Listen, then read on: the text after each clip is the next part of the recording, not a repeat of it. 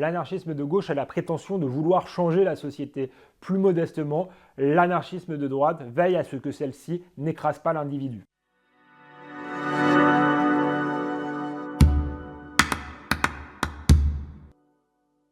Oui, si on considère l'anarchisme de droite comme une forme de révolte individuelle, un état d'esprit, une façon d'être au monde davantage qu'une idéologie ou une doctrine bien définie. L'anarchiste de droite a un certain goût pour la liberté et la transgression. Il n'aime pas trop les radars et les impôts. Mais s'il ne respecte pas toujours le code de la route, il a son propre code de l'honneur. L'anarchiste de droite est avant tout un anticonformisme qui se méfie de la morale commune, on dirait la bien-pensance aujourd'hui. C'est un être de paradoxe. Par exemple, comme Bernanos, il peut être à la fois profondément chrétien et profondément anticlérical, se reconnaître dans le message du Christ, mais se moquer des curés. L'anarchiste de droite déteste les conventions, méprise les institutions, mais respecte la tradition et se reconnaît dans une certaine idée de la civilisation. Enfin, l'anarchiste de droite est un littéraire, un romantique. Sa droite n'est pas celle des coffres forts.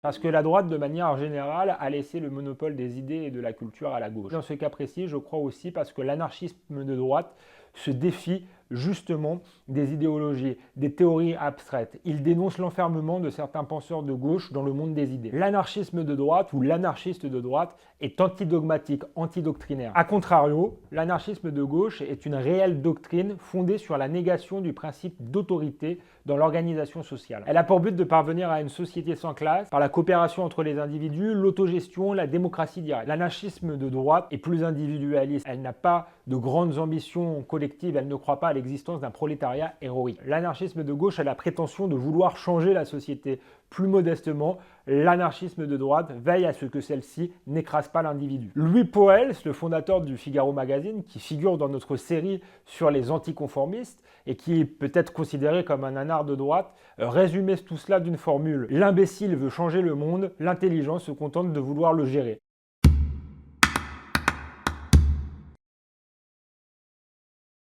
Les anards de droite, comme je l'ai dit, n'aiment pas tellement les grandes idéologies, les grands combats collectifs. Ce sont avant tout des individus, ils ont un côté dandy. Ce qu'il reste d'eux, c'est surtout des personnalités romanesques, fantasques, originales. Il y en a quelques exemples dans la dernière série du Figaro Magazine. Ça va de Blondin à Denis Tillinac, en passant par Michel Audiard. Ce qui reste des anards de droite, plutôt que de grands combats idéologiques, ce sont de belles œuvres littéraires et poétiques. Et je crois que c'est aussi comme ça qu'on fait progresser la société, l'humanité.